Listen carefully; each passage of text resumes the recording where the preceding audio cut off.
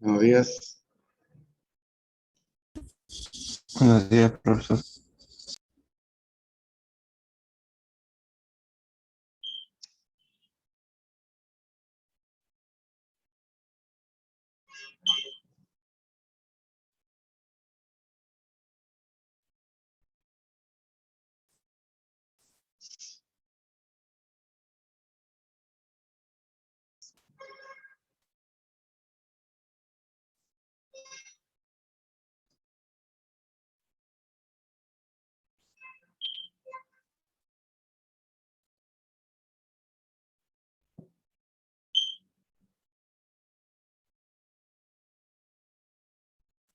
Bien, estábamos revisando estas formas por las cuales se puede excluir a quien está llamado a la herencia del causante.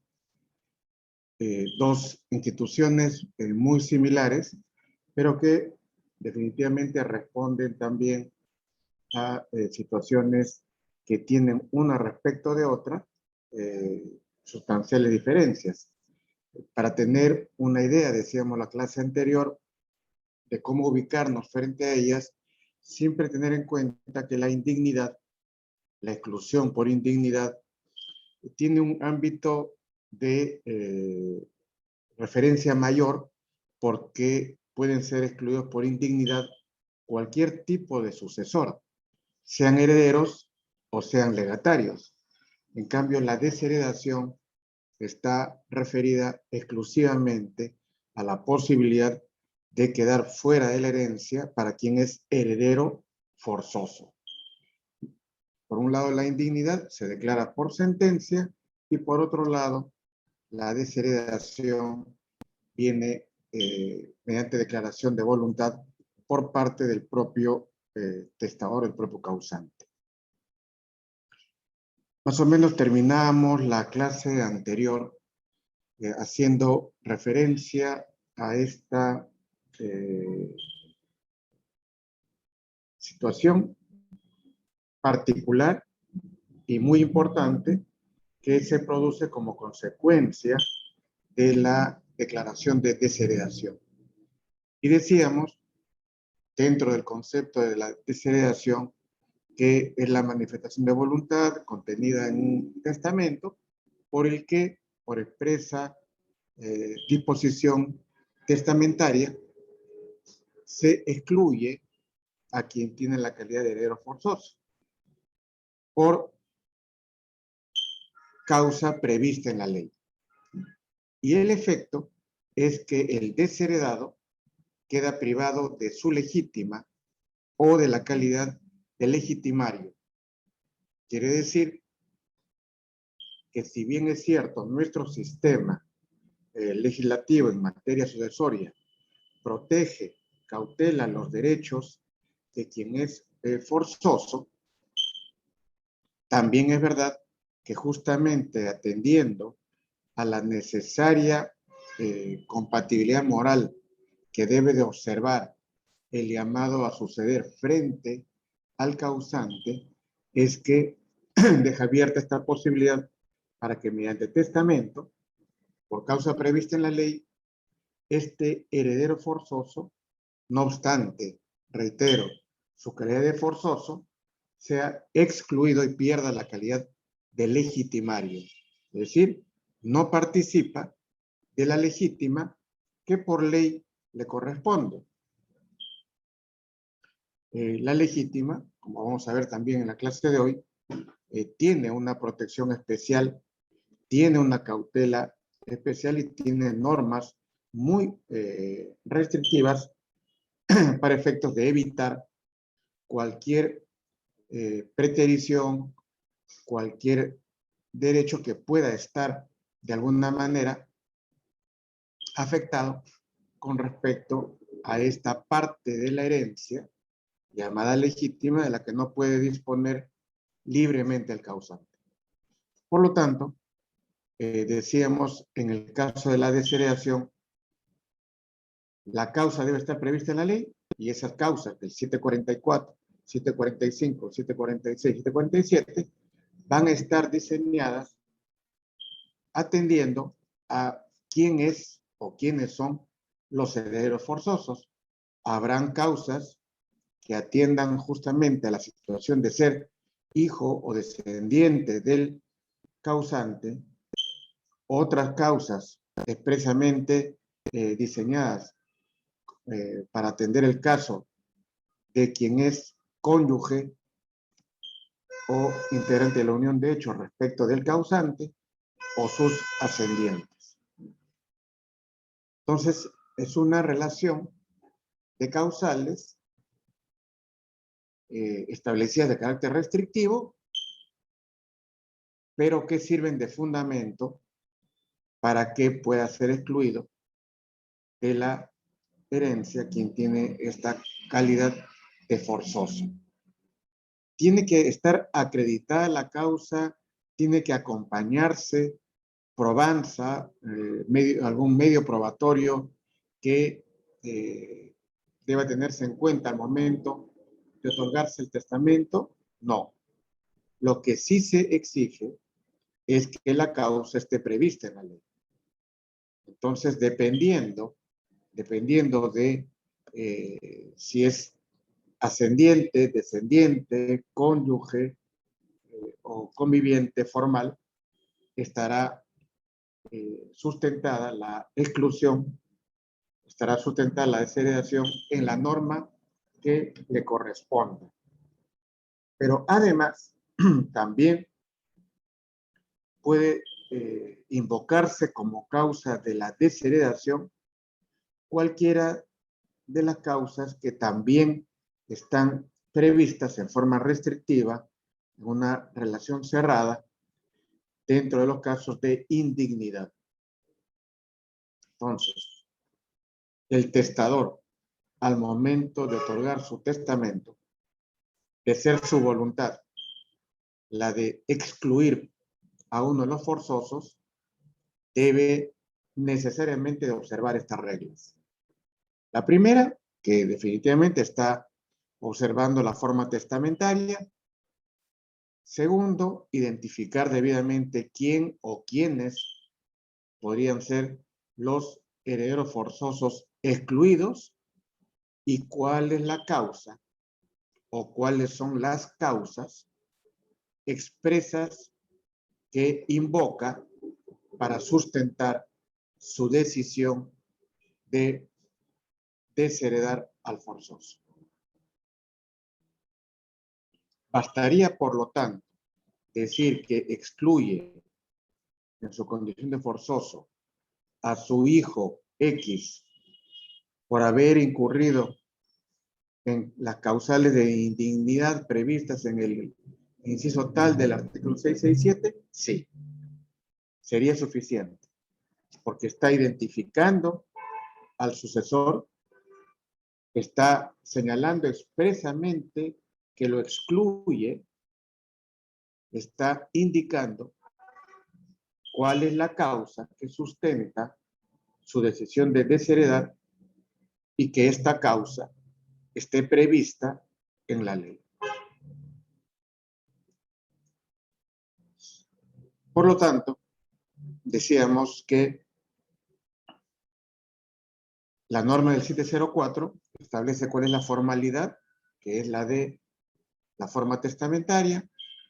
Tiene que expresarse de manera clara y precisa la voluntad de desheredar, cuál es la causa en la que fundamenta su decisión, porque si es que tenemos una desheredación, tenemos una manifestación de voluntad para desheredar al sucesor sin expresión de causa, o por causa que no está señalada en la ley, se trata de una desheredación inválida.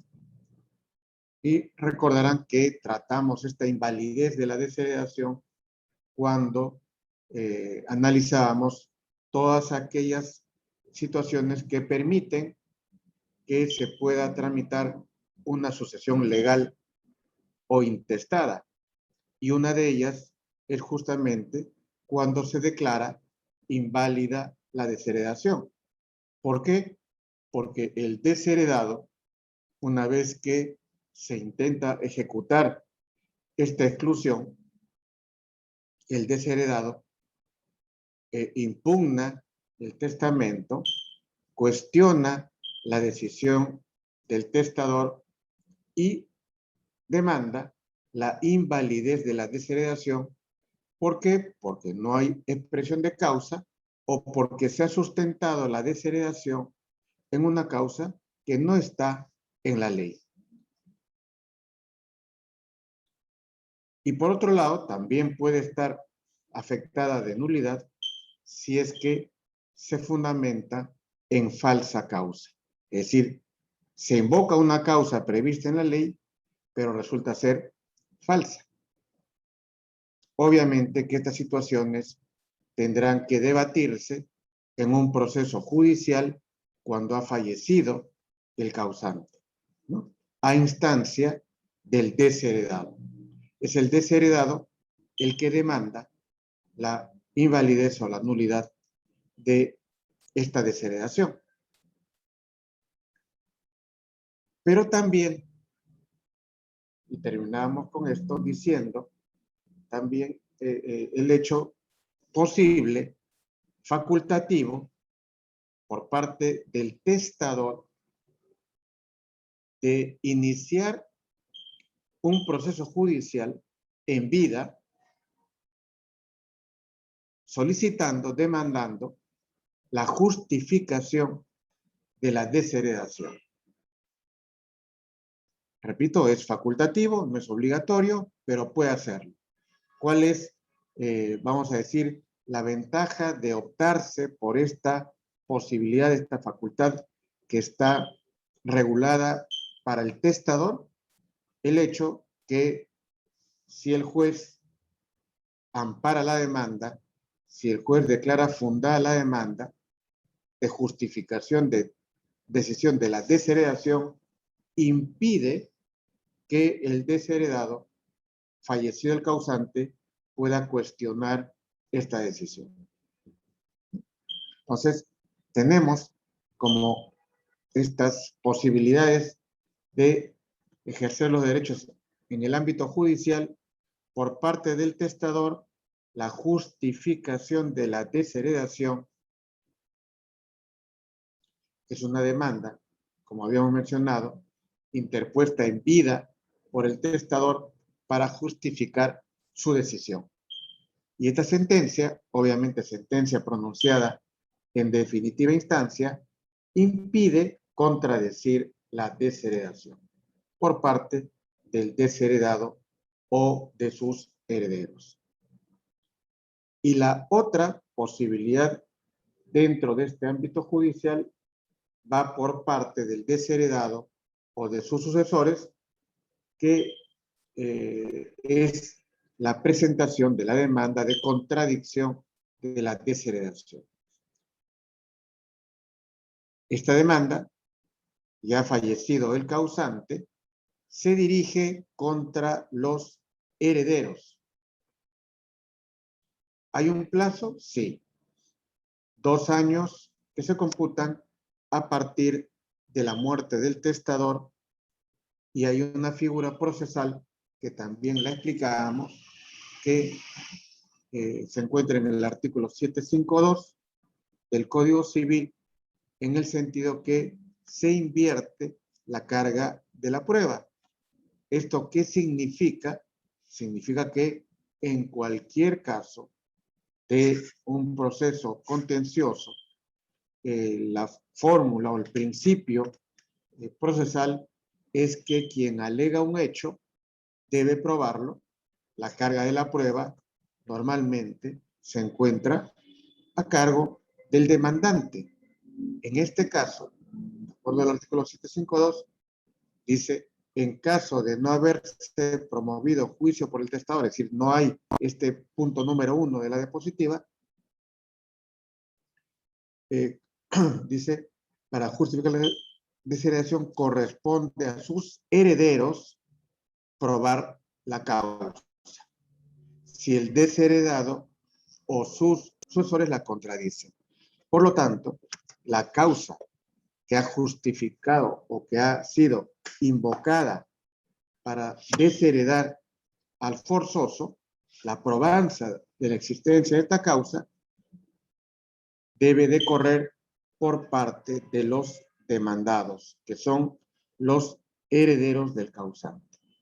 Por eso es que se señala que en este supuesto, conforme al texto del artículo 752, la carga de la prueba se invierte, corre a cargo de los demandados.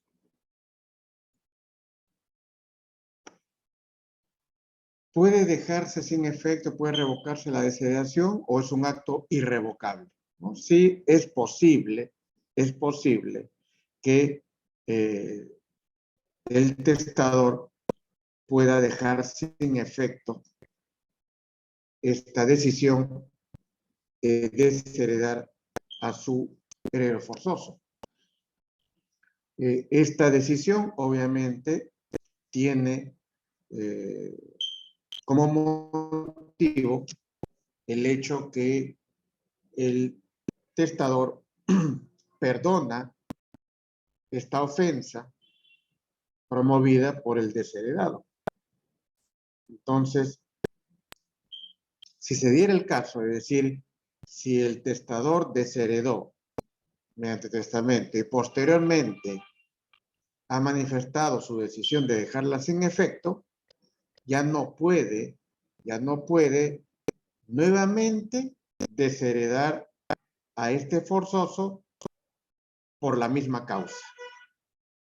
Pero si sobrevienen otros hechos diferentes al hecho que sustentaba esta, vamos a decir, primera desheredación, esta desheredación que luego fue perdonada, ya no puede nuevamente intentarse esta desheredación. Si es posible que pueda sustentarse en hechos diferentes, en hechos posteriores. Puede ser expresa o puede ser también tácita. Expresa, muy sencillo, si es por testamento, la formalidad que debe utilizarse, que debe de observarse para desheredar, también mediante otro testamento o por escritura pública, obviamente en vida del testador, la deja sin efecto, forma expresa. Y tácitamente también puede establecerse este perdón del testador hacia el desheredado cuando, habiendo otorgado un testamento que incluye una cláusula de desheredación, posteriormente, en un nuevo testamento, este testador incluye como uno de sus herederos al antes desheredado. No obstante que en este Nuevo Testamento no hace ninguna referencia, ninguna alusión a la desheredación contenida en el testamento anterior. Entonces, tácitamente se entiende, sin duda, que ya no existiendo el anterior testamento porque ha otorgado uno nuevo, en este Nuevo Testamento ha quedado instituido como uno de sus herederos este antes desheredado. Dice el artículo 753, la desheredación queda revocada por instituir heredero al desheredado o por declaración expresada en el testamento con escritura pública, tácita o expresa. En tal caso, dice, no produce efecto el juicio anterior seguido para justificar la desheredación. Claro, porque lo anterior ya es historia pasada, lo anterior ha sido dejado sin efecto por una nueva manifestación de voluntad hecha por el testador en el que ha decidido incluir como uno de sus herederos al antes desheredado. Muy bien. Entonces, haciendo esta comparación de la indignidad con la desheredación, concluimos diciendo que para el caso de la indignidad, la forma que debe de observarse es la de un pronunciamiento, una decisión judicial mediante sentencia, consentida o ejecutoriada. Consentida significa que no se ha interpuesto ningún medio impugnatorio contra la decisión judicial, consentida o ejecutoriada, que habiéndose interpuesto medio impugnatorio, recae decisión en última y definitiva instancia. En otras palabras, para que opere la exclusión por indignidad, debe de existir una decisión judicial firme, una decisión judicial definitiva. Porque veíamos que solo por pronunciamiento judicial se puede excluir a un indigno. En el caso de la desheredación, la formalidad es por testamento. Adicionalmente, no es que sea necesaria esta formalidad complementaria, sino que si es que el testador así lo decide, puede justificar su decisión presentando una demanda en este sentido.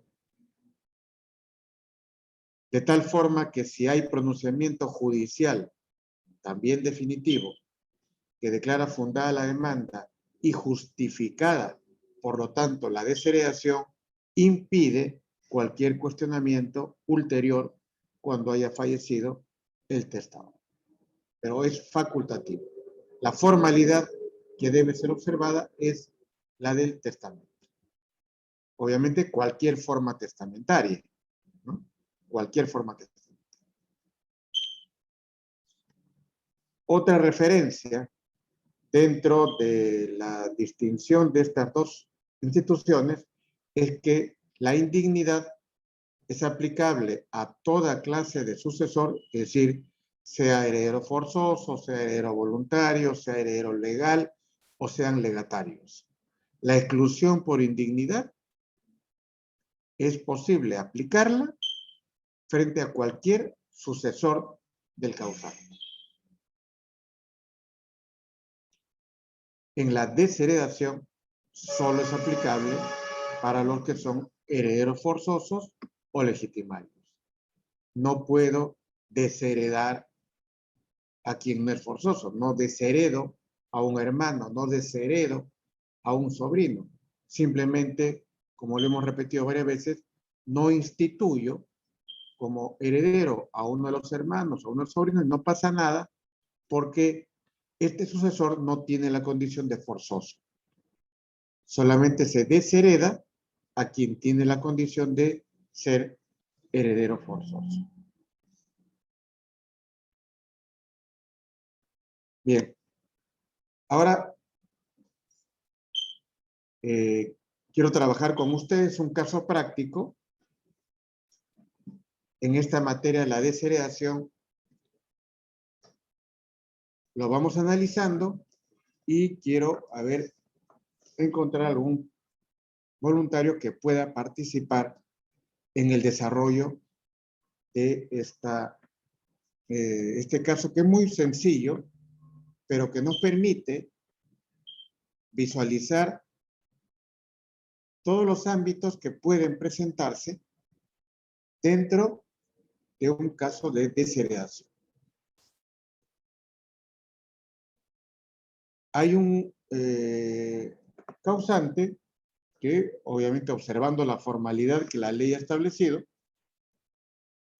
con fecha 20 de enero de 2020, instituye como herederos a su cónyuge y a 4 de sus hijos.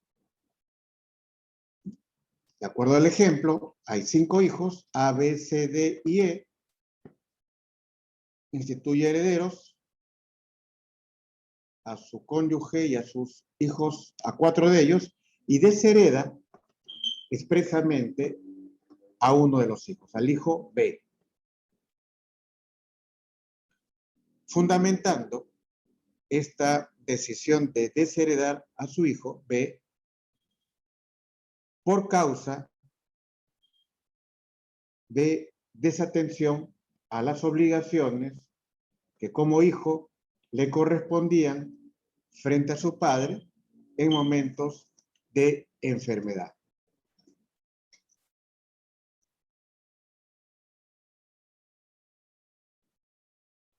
Dice el artículo 744 del Código Civil, son causales de desheredación de los descendientes haber maltratado de obra o injuriado gravemente, reiteradamente al ascendiente o a su cónyuge, si este es también ascendiente del ofensor, haberle negado sin motivo justificado los alimentos o haber abandonado al ascendiente encontrándose este gravemente enfermo o sin poder valerse por sí mismo. 3, haberle privado de su libertad injustificadamente. 4, llevar el descendiente una vida deshonrosa o inmoral. Entonces, dentro de estas causales que son aplicables para los herederos forzosos que tienen la condición de ser descendientes del causante, una de ellas es la que ha invocado, en este caso, el testador. Entonces lo deshereda. Forma testamentaria, cumplida, expresión indubitable de su voluntad de desheredar, también la ubicamos. Determinación de quién es el desheredado, también indubitable, la tenemos. Y finalmente, ¿cuál es la causa que sustenta la desheredación? También la tenemos. Como decíamos, al momento del testamento, el testador debe de acompañar pruebas respecto de la causa que motiva su decisión. No, no es obligatorio, no es necesario. Muy bien, entonces esta es la parte de la desheredación. Pero además, este testamento contiene una declaración de voluntad de disposición de legados con cargo a esa cuota libre que la ley señala en favor de uno de los hijos, del hijo menor, un vehículo, y además también con cargo a su cuota de libre disposición deja una suma de 10,000 soles a favor de su hijo B. Y el saldo, esta cuota de libre disposición a favor de sus herederos. Entonces, esta es la decisión tomada por el testador como disposición de última voluntad. Así está redactado el testamento. Se sabe que al fallecimiento del causante ha dejado un patrimonio líquido de 540,000 soles. Cuando hablamos de patrimonio líquido, y esto hay que recordarlo siempre, el patrimonio líquido, la herencia líquida, significa que ya han sido canceladas todas las obligaciones, todas las deudas a cargo de la sucesión. Como sabemos, al momento del fallecimiento del causante, se transmiten bienes, derechos, acciones, pero también deudas y obligaciones. Y lo primero que hay que hacer, ejecutando la sucesión, es pagar las obligaciones. Entonces tenemos una herencia bruta, una herencia total, que constituyen todas estas acciones, todos estos bienes, los derechos, pero también las obligaciones. Y conocido este inventario de activos y pasivos, se honran las obligaciones, se pagan las deudas, se cumple con todo el pasivo de la masa hereditaria y tenemos ahora una herencia líquida. Tenemos ahora un patrimonio líquido. Es decir, lo que efectivamente ahora se va a distribuir entre los sucesores, dando cumplimiento a la voluntad del causante. Entonces, tenemos como dato final que el hijo B estaba casado y tenía 2 hijos, B1 y B2. Este es el planteamiento. Les voy a dar unos minutos para que analicen el caso y vamos a ver cuál es la ruta que hay que seguir a efecto que se cumpla esta decisión contenida en el testamento por el testador. ¿Bien? Unos 5 minutos. Creo que el caso es bastante sencillo y quiero ver si es que hay algún primero voluntario o alguna voluntaria para poder avanzar en la solución de este caso muy sencillo, pero que nos permite, como había mencionado, ver cómo es que lo teórico se aplica en la práctica.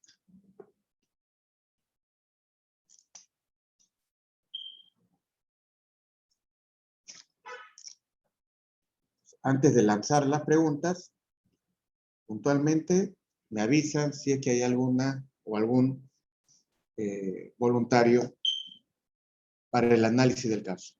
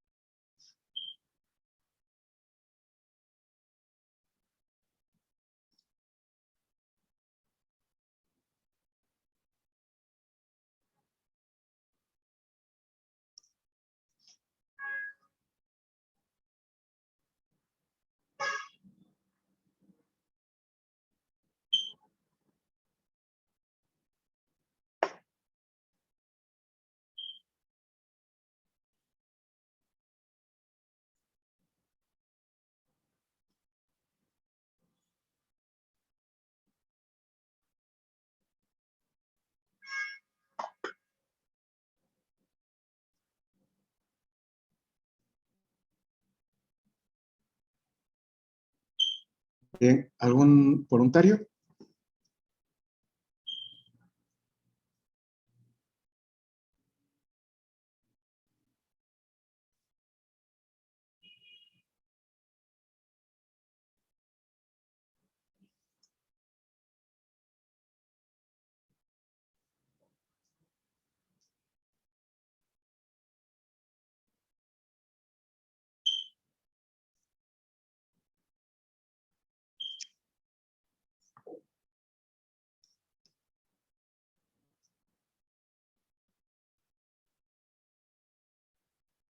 A ver, Yanela Livia, adelante. Sí, profesor. Bueno, de acuerdo al caso, creo que, o sea, respecto de lo último, creo que B1 y B2 igual podrían representar a B frente al, o sea, en la sucesión de X Ujú. y O sea, por un lado hay representación sucesoria y los hijos del desheredado, los hijos de B, lo representan. sí. Ya. ¿Qué más? Eh,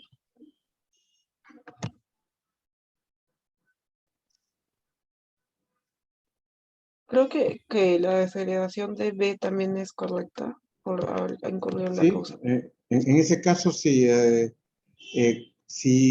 yo les planteo una pregunta de esta naturaleza, siempre tengan en cuenta que salvo que sea muy evidente la situación, por decir, lo deshereda por llegar tarde a la casa todos los fines de semana, si yo lo planteo de esa manera, obviamente que esa causa no está prevista en la ley como causa de desheredación, ¿no? Son taxativas, pero usualmente si menciono, como en este caso, la causa de la desheredación es que la causa está prevista en la ley. ¿Ya? Entonces, eso para ahorrarles un poco el análisis y ir hacia otros aspectos del planteamiento del caso. Entonces, sí, no hay duda, la causa de la desheredación se encuentra prevista en la ley. ¿De acuerdo? ¿Qué más? Eh, siguiendo más o menos lo que Yanela nos ha hecho referencia, o a ti misma, Yanel. El hecho de la representación, efectivamente, que le corresponde a los descendientes de B, les permite a estos descendientes participar de la masa hereditaria que ha dejado el causante. ¿No es verdad? Ahora, vamos a hacer un poco del ejercicio matemático. ¿Cuánto representa la legítima y cuánto representa la cuota de libre disposición?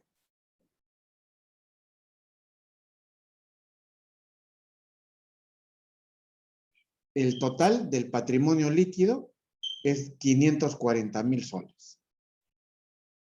De estos 540,000 soles, ¿cuánto representa la legítima y cuánto representa la cuota de libre disposición? No necesitamos una calculadora científica, nada sofisticado. ¿Cuánto es legítima y cuánto es cuota libre?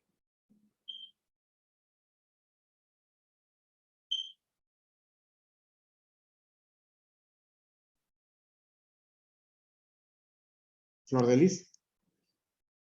Sí, profesor. La libre disposición sería 180.000 y el resto sería la legítima. 180,000 la cuota de libre disposición y el Sí, resto la legítima. sí, Es porque decir, es un tercio. Ujú. correcto, porque tratándose de, de existir hijos y demás descendientes o cónyuge, como en este caso, la legítima son 2/3, la cuota legitimaria son 2/3, y efectivamente, como bien dice Flor de Lis, la cuota libre es 1/3. Muy bien. Entonces, la cuota libre alcanza hasta los 180.000 soles. Y la legítima, 360.000, 2/3 partes. Como una bandera del Perú, dividimos el patrimonio en 3 partes.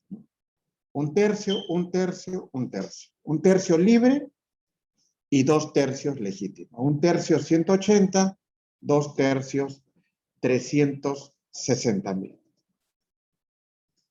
Ahora, sabiendo que esta es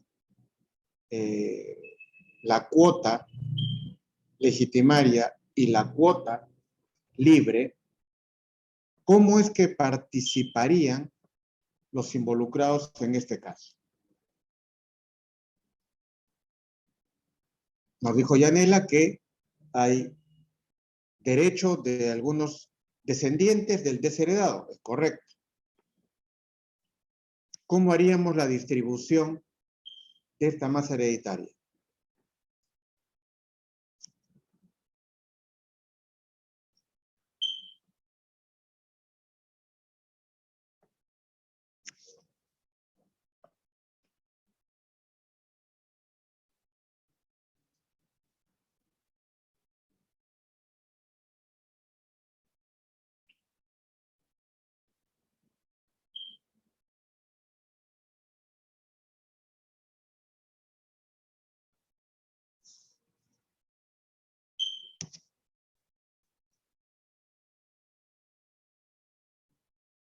Richard Castillón. Sí, profesor. A ver, Richard, sí. Vamos, la idea en este momento no estoy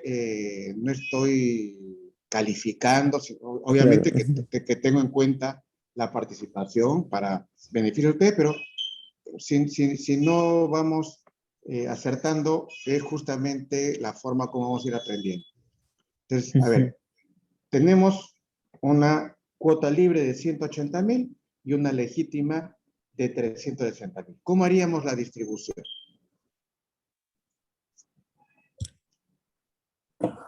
¿Cómo te imaginarías? Tú eres ahí el que va a hacer la distribución. ¿Cómo razonamos, a ver, para llegar a establecer las cuotas que le corresponde a cada uno? Si mal no me equivoco, se tendría que contar a cuántos herederos son. Correcto. ¿Cuántos son? A ver, están, de acuerdo al caso, está la cónyuge, Ajá. hay 5 hijos, pero de los 5 hijos, solamente a 4 instituye como herederos forzosos y a 1 lo deshereda expresamente. Son herederos Y como cónyuge y los hijos A, C, D y E. Pero además, este hijo desheredado B tiene a su vez 2 descendientes y está casado. Muy bien lo dijo Yanela, quienes lo representan son sus hijos y no la cónyuge, como lo vimos en el tema de la representación. Solamente intervendrían B1 y B2. ¿De acuerdo? Claro. Como decimos, a ustedes les toca tanto, a ustedes tanto y a ustedes tanto. Bueno, primero yo lo haría a partir de la legítima. ¿Correcto? Creo que es el monto más fijo. En este caso consideraría a los cónyuges y a los 4 hijos que no han sido desheredados. Ya. Y también, bueno, no a los, en este caso serían los nietos, que son B1 y B2 como representantes. Ya. Entonces, está muy bien, Richard. Entonces, vamos viendo la parte de la legítima. En la legítima participa cónyuge, sobreviviente y los hijos herederos. Además de los nietos en representación del desheredado. ¿Cuántos o qué tenemos? Tenemos a quienes heredan por derecho propio y tenemos a quienes heredan por representación, ¿no? En forma indirecta.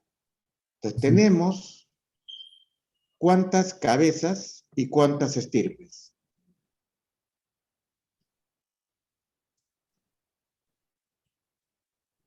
Contando el desheredado son 6 cabezas, ¿no?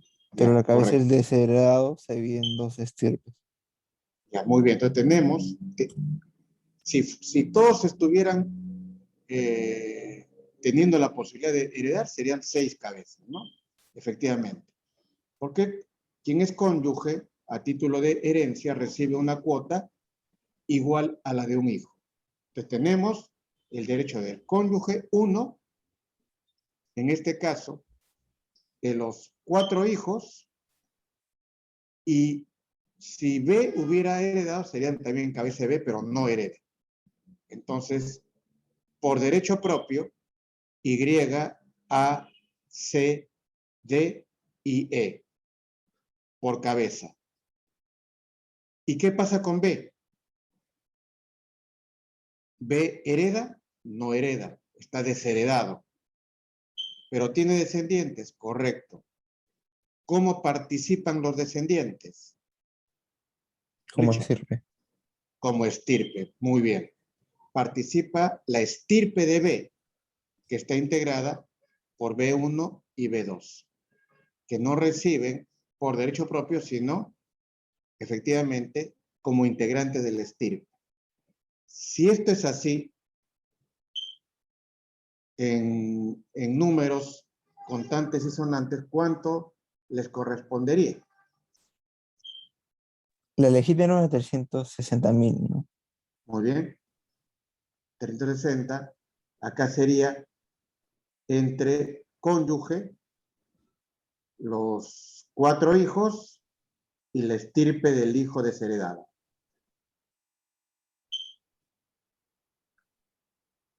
Sería Entonces, 60.000 para cada cabeza y 30.000 para las 2 estirpes. muy bien, muy bien. 60.000 por cada cabeza y 60.000 para la estirpe de B. 30 para cada Esa, uno. así es, como son 2, 30 para cada uno. Muy bien. Terminamos con la legítima. Ahora vamos a la cuota de libre disposición. ¿Alguien más quiere participar? Ahí nomás, Richard. Está muy bien. Ya, Gracias. gracias. ¿Alguien más que quiere participar? Profesor, yo tengo una consulta. A ver, Florelis.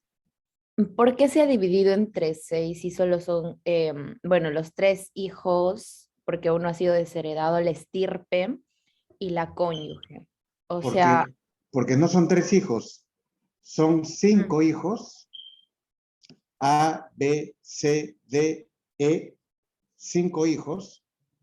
Y de los 5 hijos, uno es desheredado, que es B. Entonces, ¿quiénes quedan? Queda la cónyuge y quedan 4 hijos. sí, sí, no había considerado a B, profesor, sino sí, tiene razón. ¿No habías considerado a quién? A B, pensé que solo eran los hijos A, C, D, E y de estos solo había desheredado uno de ellos, pero no había visto bien el texto. Ya, o sea, son, pero está muy bien, Floreli, el asunto que quede claro. Sí, profesor. Son 5 hijos y la cónyuge sobreviviente. Los 5 hijos no participan todos, sino en forma directa 4 de ellos. ¿Quiénes? A, C, D y E. ¿Qué pasa con B? B está desheredado y por lo tanto, quienes participan en este caso, porque tiene descendientes, es su estirpe. Por eso es que distribuimos en 6 partes. Cónyuge 1, A 2, estirpe de B 3, C 4, D 5, E 6. En 6 partes. De estas 6 partes, 5 por derecho propio, por cabeza, y 1 por estirpe. Pero si son 6, a cada una de estas partes le corresponde, siendo 360.000, a cada uno le corresponde 60.000, como bien lo dijo Richard. Pero esos 60.000, cónyuge recibe 60, A recibe 60, C recibe 60, D igual, E igual. Y la estirpe de B también recibe los 60. Como son 2, 30 cada uno.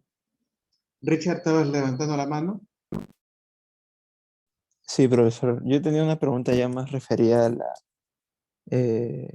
al monto de libre disposición.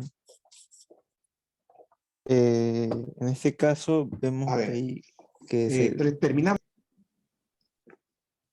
Sí. Ujú.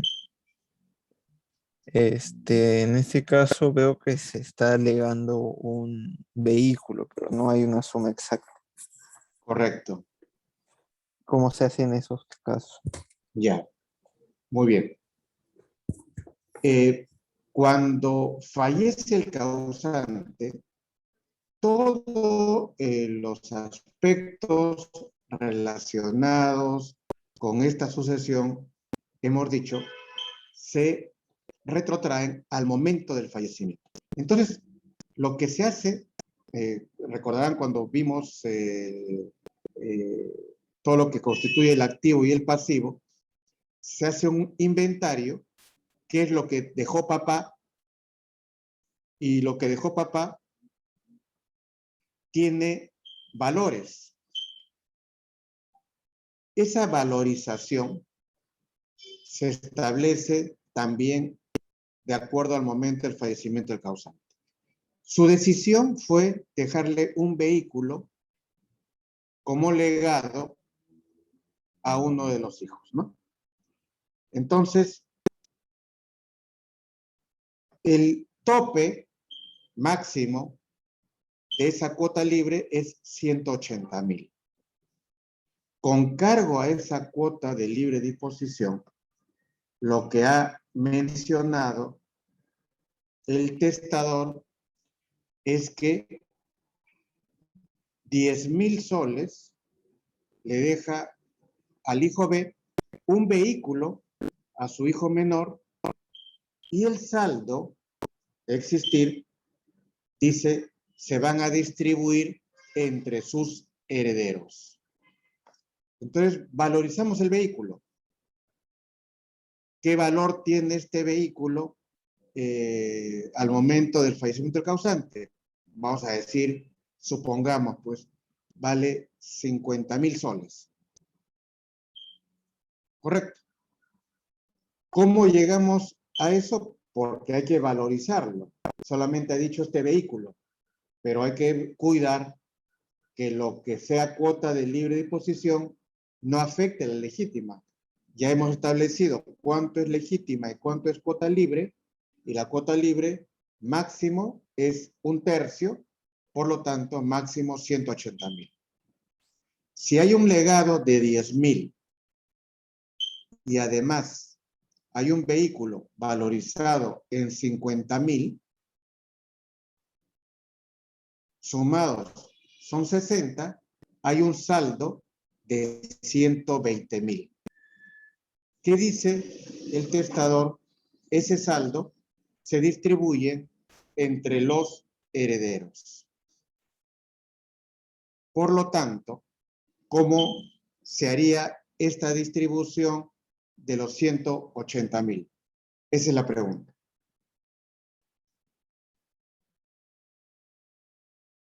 Hay temas claros. El vehículo para él, correcto. Estamos tomando 50.000 soles de esa cuota de libre disposición porque está valorizado en esa suma este legado. Se le entrega el vehículo a este legatario. ¿Cómo se hace con el legado a favor del hijo desheredado?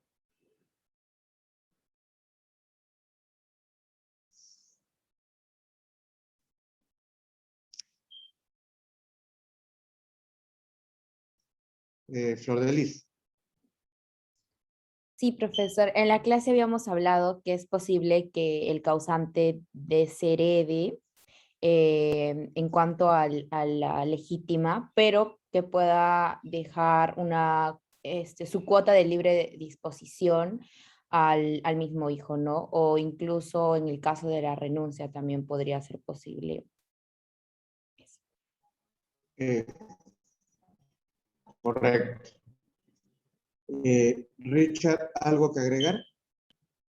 Sí, yo iba a decir eso, pero también quería contribuir ya con la división del saldo. A ver, En este caso, al ser un legado, no puede haber representación sucesoria. correcto. Por lo tanto, solo reciben el saldo 5 herederos. Los 5 herederos, que son el Así cónyuge es. y los hijos A, C, D y E. Cónyuge. Cónyuge, G, lo siento. cónyuge. Sí. Correcto. Y en este caso sería, a ver si es 50, 60, 120, no, sí, 120 entre 5. Sí. 24.000 por cabeza. Correcto. Entonces, sería la distribución de la cuota de libre disposición, teniendo en cuenta lo que muy bien han señalado tanto Flor de Lis como Richard. Son 180.000, se van cubriendo 50.000 con el vehículo y ese legado de 10.000 no lo reciben los descendientes de B, porque efectivamente la representación sucesoria se presenta solamente para la herencia y no para el legado. ¿Qué pasa con el legado? En el caso de no haber tenido descendientes, ese legado caduca. Si es que hubiese premuerto, por ejemplo, el llamado a recibir esta cuota a título de legado. Pero el efecto de la desheredación es la privación de la legítima. El desheredado queda privado de su cuota legitimaria. Por lo tanto, en este caso, el desheredado recibe estos 10.000 soles sin que haya ninguna incompatibilidad, porque le decía, papá es papá, mamá es mamá, le deja algo, a pesar que ha sido desatendido por este hijo, pero bueno, es su hijo, es sangre de su sangre, y le deja 10.000 soles, que de algo le servirá. ¿Lo recibe él directamente o lo reciben sus descendientes? Lo recibe él directamente. Entonces son 50.000 para el hijo E, que es el valor del vehículo, 10.000 para B, son 60, y el saldo de 120.000 se distribuye entre los herederos. Los herederos. ¿Quiénes son los herederos? El cónyuge, los 4 hijos y los 2 nietos, en la parte proporcional que le corresponde a cada uno. Y asunto resuelto. ¿De acuerdo? Entonces, es un ejercicio bastante sencillo, pero que nos permite ya tener un manejo de cómo ejecutar cláusulas testamentarias en la que ha incluido el testador a quienes son sus herederos, a quienes los excluye, y cómo es que también aplicamos lo que ya aprendimos en un tema de representación sucesoria, y muy bien el hecho de tener presente que la representación funciona para la parte de la legítima y no para el legado. Muy bien. Entonces, ahora tratamos en detalle el tema de la legítima, que ya también nos resulta bastante familiar, pero que vamos puntualizando. ¿Alguna pregunta final con respecto a lo anterior desarrollado, a lo desarrollado anteriormente? ¿Ninguna? Bien. Entonces, avanzamos. La legítima como concepto, también llamada reserva hereditaria, tiene lugar porque en nuestro sistema legislativo se ha establecido justamente este régimen legitimario, la protección a quienes tienen la calidad de herederos forzosos. Es esta parte de la herencia de la que no se puede disponer libremente. Por imperio de la ley se reserva esta parte de la herencia, llamada legítima. Esta figura de la reserva hereditaria por mandato legal. Por lo tanto, la legítima, sin duda, constituye una restricción a la voluntad del testador. Totalmente, no totalmente, porque hay una parte de la herencia de la que se puede disponer libremente y que va variando, como lo hemos también tratado en el caso práctico anterior, va variando. ¿Por qué?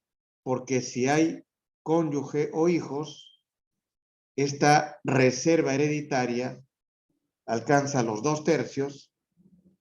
Si no hay ni cónyuge ni hijos, solamente hay ascendientes, esta reserva hereditaria es del 50% y por lo tanto el otro 50% es libre.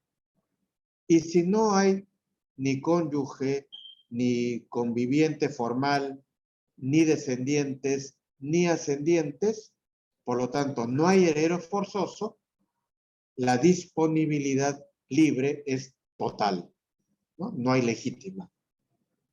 Solamente hay legítima cuando hay herederos forzosos, ¿no? La ley los protege, la ley cautela el derecho de estos herederos forzosos. Por lo tanto, hay una llamada intangibilidad de la legítima. Esta intangibilidad de la legítima tiene 3 manifestaciones importantes. Cuando hablamos de una legítima que es intangible, significa, por un lado, que hay una restricción a la libre disponibilidad del causante. Esta es una primera manifestación clara de lo que significa que la legítima es intangible, ¿no? Está referido directamente a la restricción con respecto a la libre disponibilidad que pudiese tener el causante, en la medida que existan herederos forzosos. Entonces, implica, además, que necesariamente debe respetarse la institución de herederos en favor de quienes son forzosos. Ya hemos visto que en el caso que no se haya instituido, debiendo serlo, este heredero forzoso, al ser preterido, puede iniciar acciones para el reconocimiento de su derecho. No, pero era un mal hijo. Bueno, pues tenemos la posibilidad de, siendo un mal hijo, de recurrir justamente a la fórmula de la desheredación para no ir en sentido distinto a lo que impone la intangibilidad de la legítima. Siendo forzoso, debes destituirlo. No puedes disponer libremente al manifestar tu voluntad.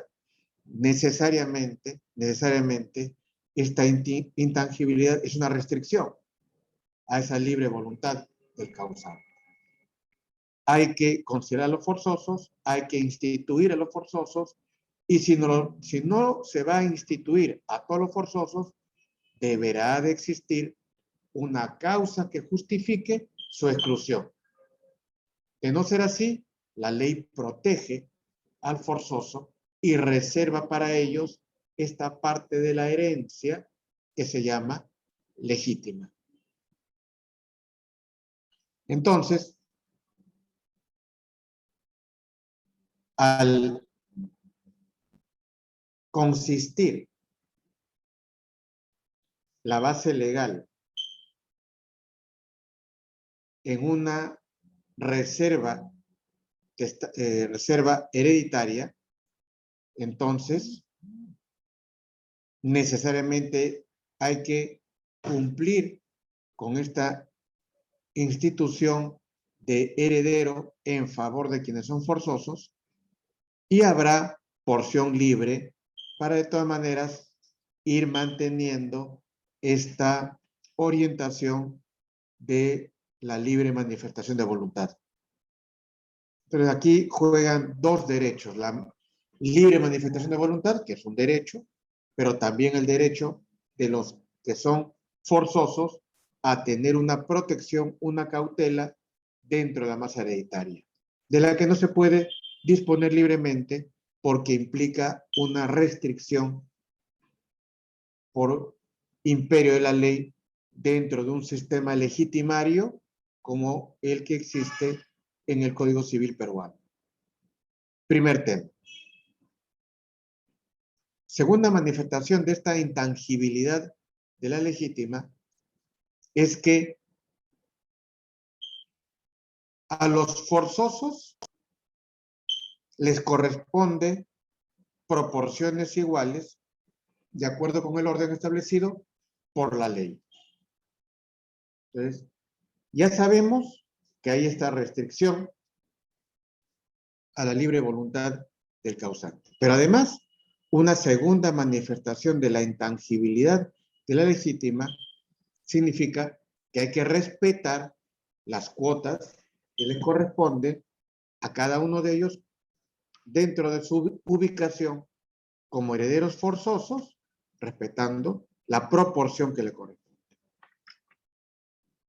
El artículo 724, lo hemos mencionado varias veces, señala quiénes son los forzosos. Cónyuge, conviviente formal, hijos de más descendiente, padre de más descendiente. Muy bien. El artículo 725 justamente hace esta distinción entre cuota legitimaria y cuota de libre disposición. Dice el 725, el que tiene hijos u otros descendientes o cónyuge o integrante de la unión de hecho porque ya está señalado como forzoso, puede disponer libremente hasta el tercio de sus bienes. Como bien lo hemos desarrollado, inclusive en el caso último que hemos planteado. Si hay hijos, descendientes, cónyuge, conviviente, la libre disponibilidad es de un tercio, por lo tanto, la legítima son los otros dos tercios. Y el 726 dice, el que tiene solo padres u otros ascendientes puede disponer libremente hasta la mitad de sus bienes. 50% legítima, 50% cuota libre. Finalmente, el 727 dice que no tiene forzosos, tiene la libre disposición de la totalidad de sus bienes. ¿Por qué? Porque no hay forzosos y no hay derecho por cautelar en esta parte de la herencia llamada legítima. No hay legítima. ¿Por qué? Porque no hay heredero legitimario, no hay forzoso. Y la tercera manifestación de esta intangibilidad de la legítima me señala que no se puede imponer gravamen, modalidad ni sustitución alguna respecto de la legítima ni respecto de sus beneficiarios. ¿Qué significa? Los dos primeros extremos creo que no ofrece ninguna dificultad. En la tercera tampoco, pero de todas maneras, alguna explicación para que no vaya a existir alguna confusión inadecuada. Se dice que respecto de esta parte de la herencia de la que no se puede imponer, llamada legítima, no se puede imponer gravamen, modalidad ni sustitución alguna. ¿Qué significa? Yo no puedo condicionar, no puedo imponer una condición para mi heredero forzoso diciendo vas a recibir la legítima si es que cumples con aprobar tus exámenes o hacer tu carrera profesional en tanto tiempo. No, esa es una condición. Y respecto a la legítima no se puede imponer condiciones. Ninguna modalidad. Tampoco se puede señalar dentro de la cuota legitimaria, señalar que para que recibas la cuota hereditaria que te corresponde dentro de la legítima, se te va a imponer un gravamen. Y ese gravamen tendrás que constituirlo para garantizar el hecho de recibir un cuota hereditaria. Tampoco se puede imponer un gravamen. Eso no significa, ojo, antes de darle la palabra a Alessandra Aguirre, eso no significa que no pueda transmitirse un bien que esté grabado. Eso es otra cosa.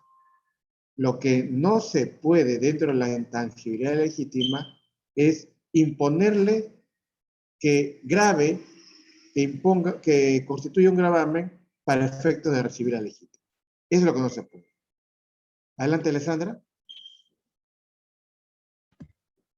Buenos días, profesor. Sí, de hecho, Buenos días. justo mi pregunta iba por ese sentido, lo último que acaba de mencionar, porque en una ley del sistema financiero justamente se prevé una figura que es la del fideicomiso testamentario, ¿no? Y creo que justamente se justifica por lo último que usted ha mencionado, que justamente el fideicomiso se constituye antes y puede afectar también las cuotas de legítima, pero justamente por esta salvedad, ¿no? Y mi pregunta iba en ese sentido, si hay una excepción, cómo se podía entender, pero ya Correcto. creo que lo explico.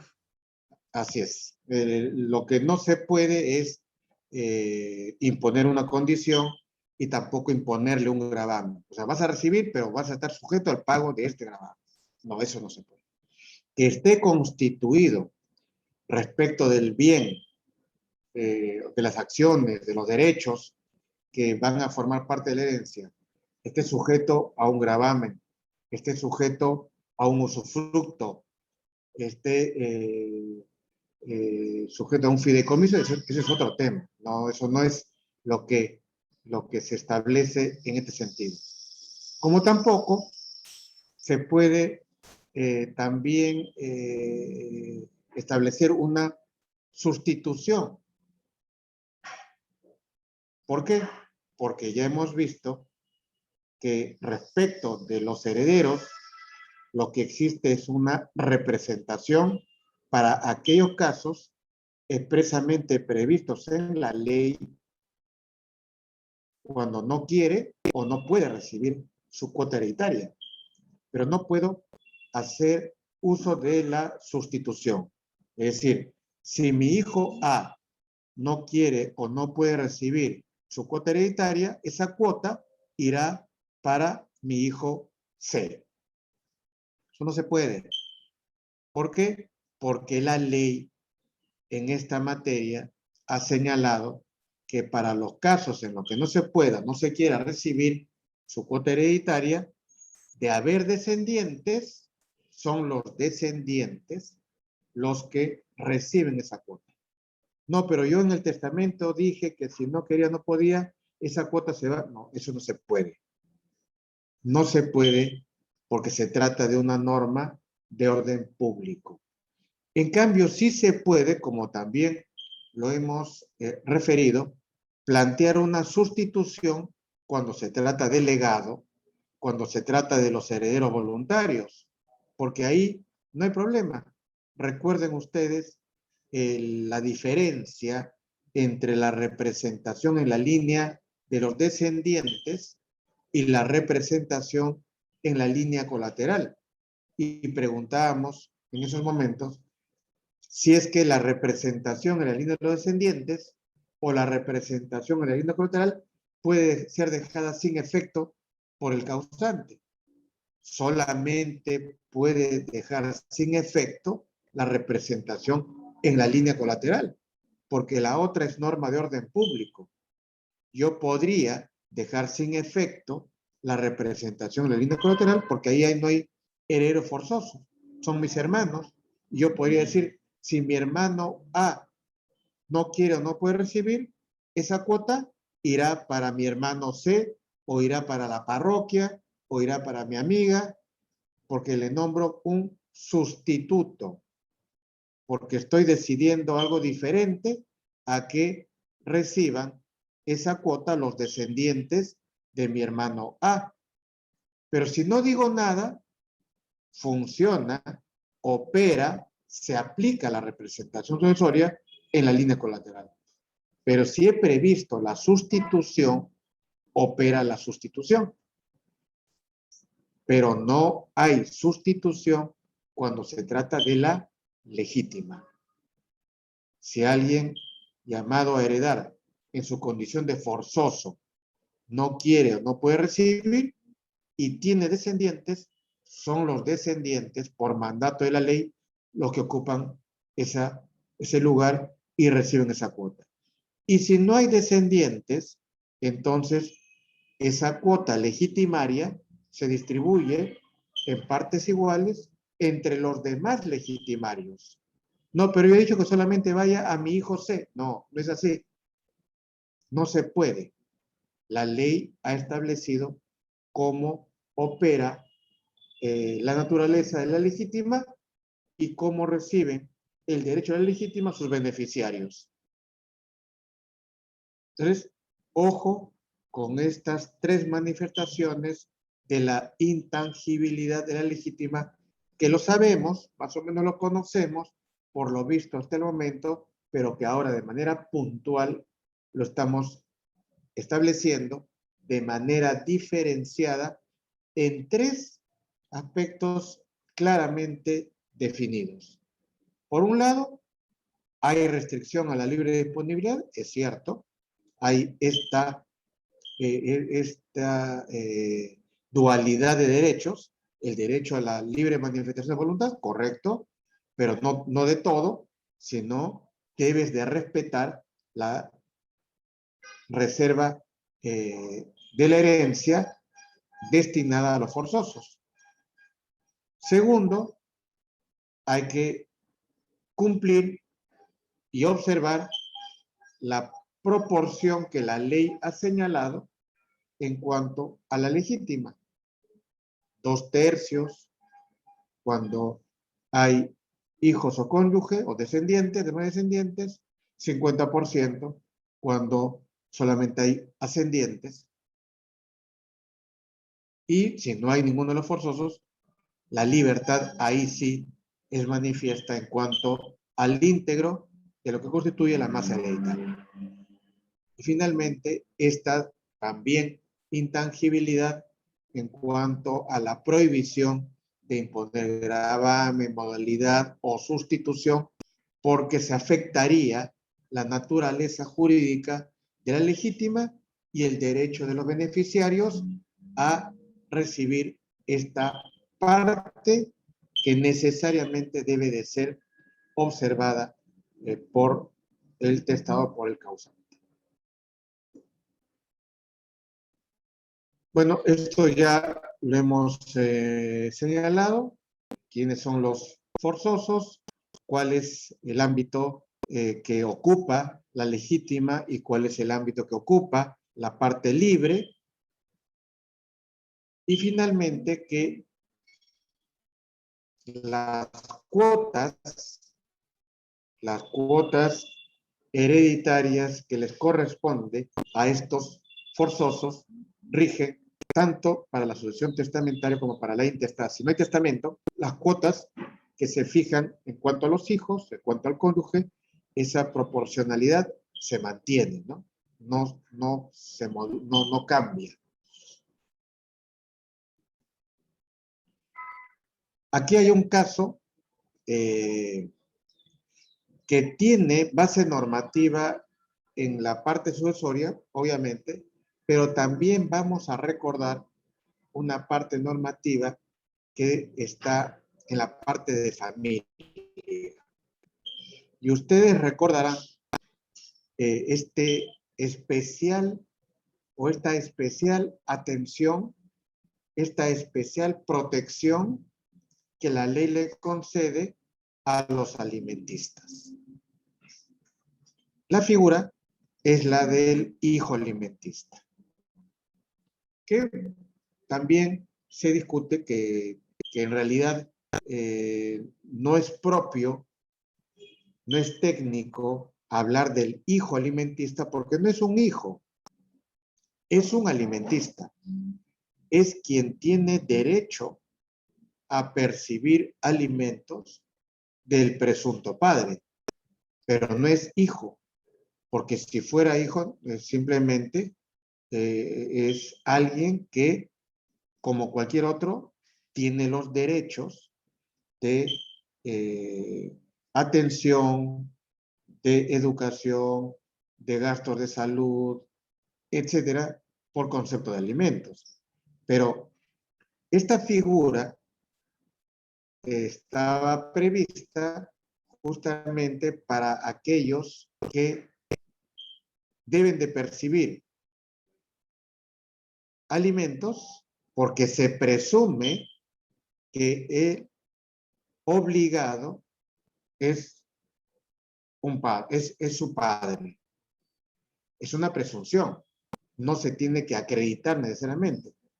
No estamos hablando, quiero que me entiendan bien, no estamos hablando del derecho a los alimentos de quien es hijo. Eso está obviamente bien regulado, ninguna duda. Hay derecho a alimentos entre padres con sus descendientes, entre los hijos y sus descendientes, entre los cónyuges, hay esta obligación de prestarse alimentos, ¿no? Es una obligación como consecuencia de la filiación o como consecuencia del vínculo matrimonial o de la unión de hecho, ¿no? Hay este derecho, obligación. Lo que estamos tratando es de aquella figura que a través de un proceso judicial se ha determinado la asignación de una pensión alimenticia, de una pensión de alimentos, en favor de quien se presume es un hijo del obligado nacido en una relación extramatrimonial. Entonces, el juez, como decimos después de Dios, el juez ha decidido que se fije una pensión alimenticia porque de acuerdo a lo que se ha actuado en el proceso, presuntamente el obligado es padre del alimentista. Esta no es una prueba de filiación, sino simplemente el juez, en un criterio que ha ido cambiando en el curso de los últimos años. Antes no había esta prueba de ADN, no habían más medios probatorios que los que hacían presumir que el obligado era el papá. Y entonces el juez tiene esta facultad de, por su presunción, por tener elementos de convicción, dice, vamos a fijarle una pensión alimenticia. ¿Qué es lo que prima en este caso? El derecho de percibir alimentos por el nacido en una relación extramatrimonial y que a pesar del requerimiento, el supuesto padre, el presunto padre, no cumple. Y entonces ha tenido que irse a un proceso judicial para que se fije una pensión alimenticia. Esto últimamente casi ha sido solucionado ya en los últimos años con la prueba de ADN y también con la presunción de quien no quiere pasar por una prueba de ADN. Pero no vamos a discutir, no vamos a profundizar en ese tema, sino simplemente el supuesto de hecho que origina esta figura del hijo alimentista. ¿Quién es el hijo alimentista? El que percibe por mandato judicial una pensión de alimentos. Entonces, está recibiendo una pensión de alimentos sin ser un hijo reconocido. ¿Ya? Simplemente por esta presunción de la que se ha valido el juez ha asignado una obligación para esta persona a pasar, a cumplir, a solventar por concepto de alimentos en una suma determinada a favor de este alimentista. ¿Qué resulta? Que cuando fallece el causante, tiene esta obligación, tiene esta deuda. Entonces, se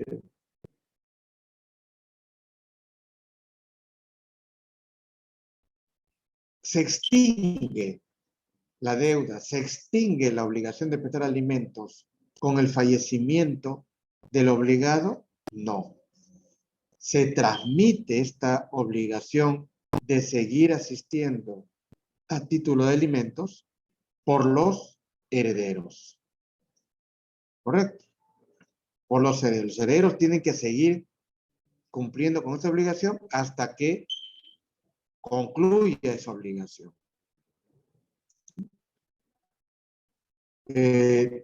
Esta obligación de prestar alimentos muchas veces tiene que ver con la edad, ¿no? Alcanzada una edad determinada, entonces ya no hay esa obligación de prestar alimentos. Pero no significa que opera sin ninguna posibilidad de mantenerse la obligación, porque inclusive quien alcanza la mayoría de edad, si sigue estudiando, sigue teniendo esta necesidad, obviamente que tendrá que probarla, esa pensión alimenticia, a pesar de ser un mayor de edad, podría seguir manteniéndose. También otro tema que no vamos a profundizar, pero que nos sirve para estos fines de establecer qué ocurre cuando hay hijos reconocidos, pero también hay esta obligación frente a un hijo alimentista. ¿Cuál es la norma clave? El artículo 417 del Código Civil. ¿Qué dice este artículo 416 del Código Civil?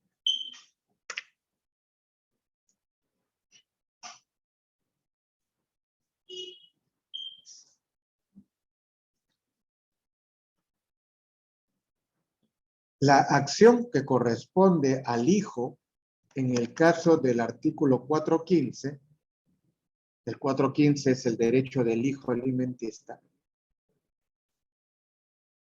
se ejercita por medio de su representante legal y se dirige contra el presunto padre o sus herederos. Situación que nos permite justamente justificar legalmente el hecho que es una obligación que se transmite a los herederos. Estos se refiere a los herederos, este es el párrafo que vamos a analizar.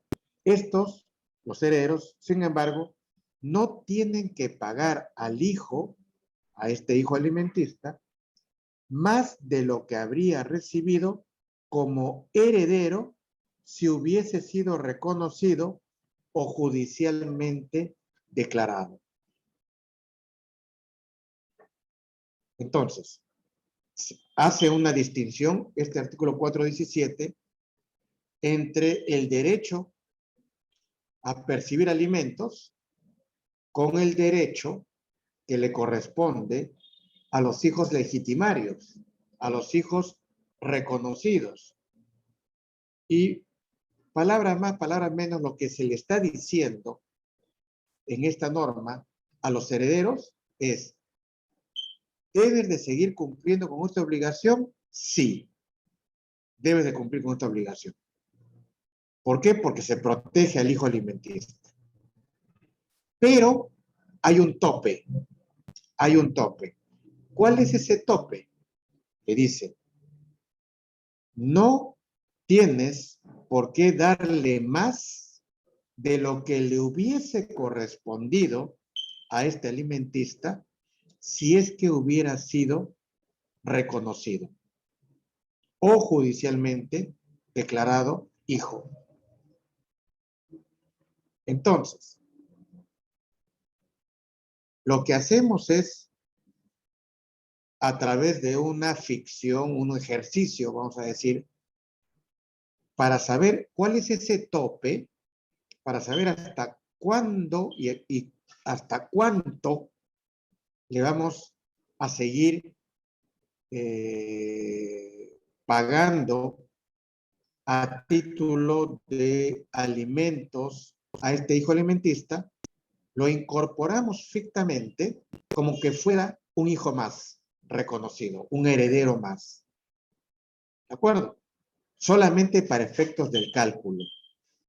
Entonces, fíjense este último párrafo de la diapositiva, dice, la cantidad que reciba el hijo alimentista nunca será mayor de la que pudo haberle correspondido como herencia, de haber sido instituido heredero. Entonces los pone en una situación que permite colegir, permite concluir que no podrá tener el hijo alimentista una participación mayor de la que le hubiese correspondido de ser hijo reconocido.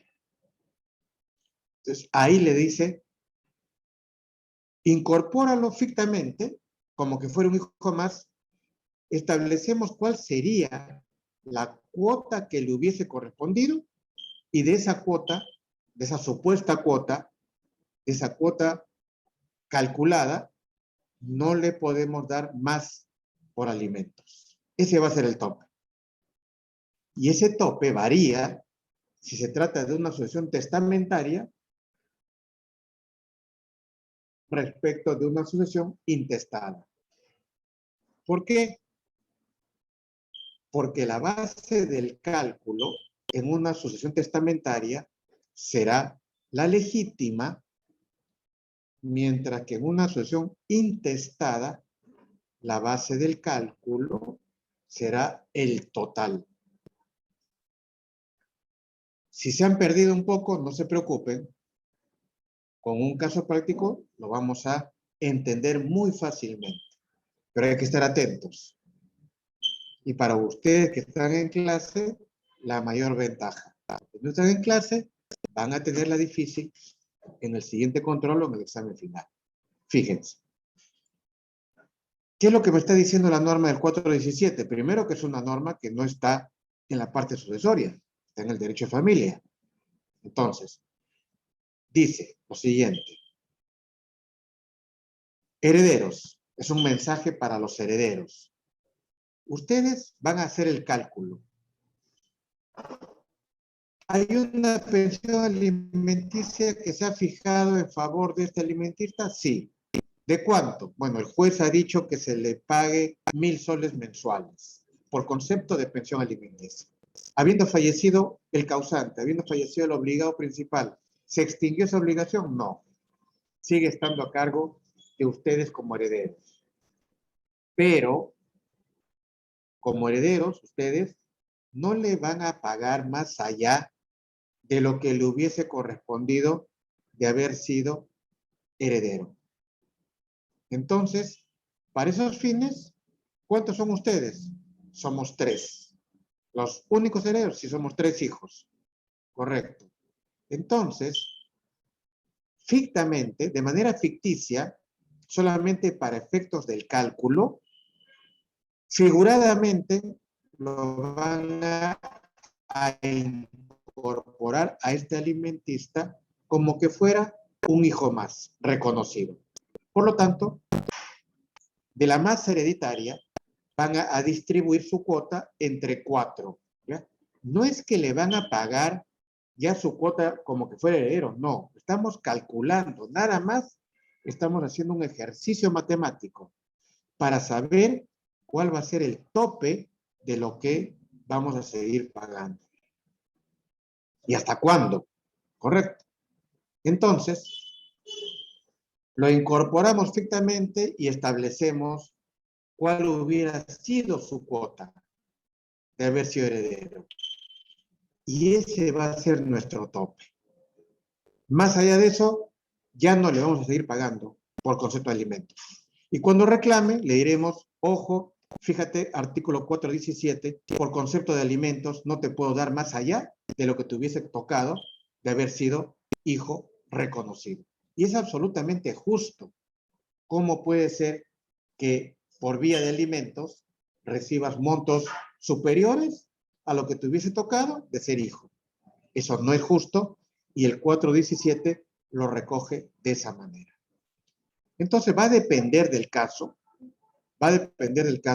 también saber cuál va a ser este monto, porque distinto es que sea un alimentista muy niño, muy bebé de repente, tengo muchos años por delante para seguir cumpliendo con esta pensión alimenticia. Pero si, por ejemplo, se trata de alguien que está ya llegando a la mayoría de edad, entonces se aplican todas las reglas que se refieren a la obligación de prestar alimentos. ¿Que hay que seguir prestando alimentos? Sí, pero también llegará el momento en que se extinga. Eso se aplica de acuerdo a las reglas de los alimentos. Entonces, diferente es que si el alimentista tiene 4 años de edad a que si el alimentista tiene 17 años, 10 meses. ¿No? Faltarán 2 meses y se terminó. Repito, independientemente de los derechos que pueda alegar para seguir prestando alimentos, pero yo cumplo con mi obligación como heredero de pagarte hasta acá. Si tú piensas que debe aumentarse la cuota alimentaria, que si debe de seguir pagándose, demandarás esa posibilidad, pero yo cumplo hasta acá. Entonces, dejo planteado para terminar este caso, para verlo mucho más claro el panorama. Dice el 417 que los herederos solo estarán obligados a pagar al alimentista con cargo a la herencia una suma total que no exceda de lo que hubiera recibido como heredero. ¿Correcto? Es lo justo. Es lo justo. Ejemplo. El causante tiene un patrimonio líquido, ya sabemos que es patrimonio líquido, de 360,000 soles. Tiene 3 hijos, siendo viudo. Pero además hay esta obligación respecto de D, que es hijo alimentista. ¿Cómo establecemos ese tope? Muy bien. Si hay este monto líquido, en primer lugar, no se trata de la misma situación si es que se trata de una sucesión testamentaria o una sucesión intestada. ¿Por qué? Porque la base del cálculo, siendo testamentaria, será la legítima y siendo intestada, será el total. Entonces, trabajo dependiendo de si se trata de una testamentaria o una intestada. ¿Cuál es la base del cálculo? Si hay testamento, la legítima. ¿Cuál es la base del cálculo? Si es intestada, el total. Entonces, 360,000, supongamos que es testamentaria, hay testamento. Entonces yo digo, la base del cálculo no es 360,000, sino el monto que corresponde a la legítima. Porque si este alimentista fuera heredero forzoso, le correspondería de todas maneras recibir de su cuota legitimaria 360,000 soles. Por lo tanto, si se trata de una testamentaria, la legítima son 240,000. De los 240,000 es la legítima que le corresponde a los hijos A, B y C, pero de manera ficticia, solamente para el cálculo, no es que sea un heredero más, sino vamos a calcular suponiendo que cuota te hubiera tocado si hubiera sido hijo reconocido. Entonces, si hubiera sido hijo reconocido, esta legítima se hubiera distribuido entre 4. ¿Cuánto te habría correspondido? No es que te corresponda, no es que te voy a dar este monto. Te hubiera correspondido 60,000. de lo que te voy a dar por concepto de alimentos. Más allá de 60 no te puedo dar porque esta es la base del cálculo. Te hubiese tocado en 60, no puedes recibir por alimentos más de lo que te hubiera tocado de ser hijo reconocido. Y si fuera intestada, la base del cálculo es el total, 360,000. Si hubiera sido reconocido, 360,000 entre 4, te hubiera, no es que te toque, te hubiera correspondido 90,000, que será el tope. Será el tope. Entonces, ¿qué le conviene al hijo alimentista? Que se trate de una sucesión intestada, porque la base del cálculo es el total. Ojo, no significa que siendo testamentaria te vamos a reconocer hasta 60,000 o siendo intestada te vamos a reconocer hasta 90,000. Siempre, no, porque como les dije, podría tratarse de un alimentista que está por cumplir la mayoría de edad, le faltan 2 meses para cumplir la mayoría de edad y no hay ninguna situación que permita que se le siga prestando alimentos y por lo tanto, supongamos que son 1,000 soles mensuales el monto de la pensión alimenticia, tiene 17 años, 10 meses, tengo 2 meses obligadamente que cumplir con el pago de esta pensión alimenticia fijada judicialmente. Entonces, le pago 1,000 soles el mes que viene, 1,000 soles de otro mes y se terminó. No, pero me corresponde 60,000 o me corresponde 90,000. No, no es que te corresponda. Hemos hecho el cálculo. Ese es el tope. Pero de acuerdo al caso concreto, toma tus 2,000 soles y se terminó el tema. Se terminó el tema. Pero en cambio, si se trata de un alimentista de 4 años de edad, obviamente que me toca todavía varios años de seguir prestando alimentos. ¿No es verdad? Entonces, para ese efecto, yo tengo el tope del cálculo. Tengo el tope. 60,000 o 90,000 en el caso de una intestada. Este ejercicio es el que explica la norma del artículo 417. ¿Okay? Muy bien. No sé si hay alguna pregunta.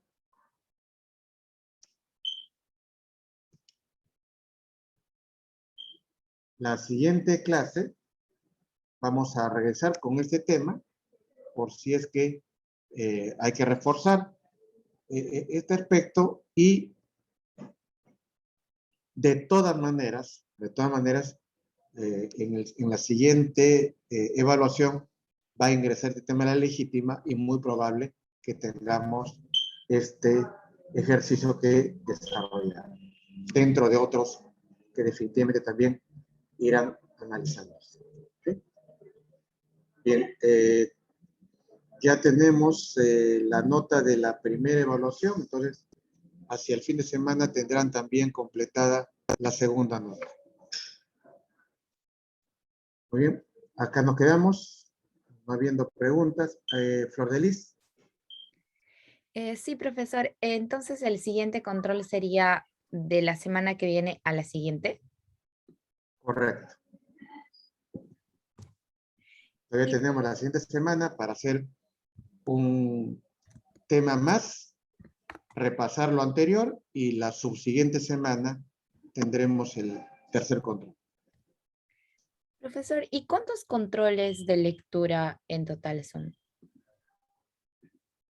Nos queda uno más, son 4. Es probable que utilicemos un sábado para ya no interrumpir los horarios de clase. Tenemos clase hasta fines de noviembre, ¿no? Hasta el último día de noviembre. Sí, Tenemos 3 clases más, me parece, ¿no? creo que 4, profesor, porque la segunda semana de diciembre en la segunda semana de diciembre inician los finales. Sí, entonces estamos en buen tiempo. Ya, profesor, muchas gracias. Muy bien, entonces que tenga un bonito día y nos encontramos la próxima semana. Buenos días. Hasta luego, muchas gracias. Hasta luego.